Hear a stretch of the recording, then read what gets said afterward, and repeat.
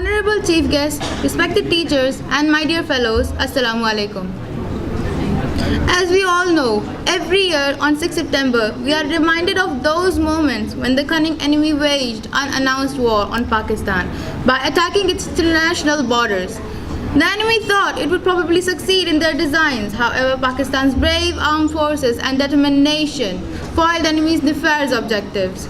The way Pakistan Army has defended the country would always be remembered in the history of warfare. The examples of bravery on 6 September 1965 are a source of inspiration for our armed forces. Even today, every single officer and soldier is ever ready, devoted and determined, and well prepared to defend our motherland. Nowadays, defense has become complicated and scientific, for which professional, competent armed forces are inevitable. Alhamdulillah, Pakistan's armed forces are ranked among the best militaries of the world.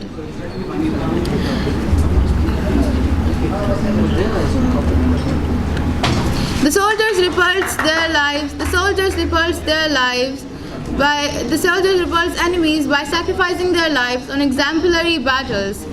The way Pakistan Army has fought war on terror in Zarb-e-Azb is a glorious chapter in our history. As a country, defense of Pakistan is our first priority. For all this purpose,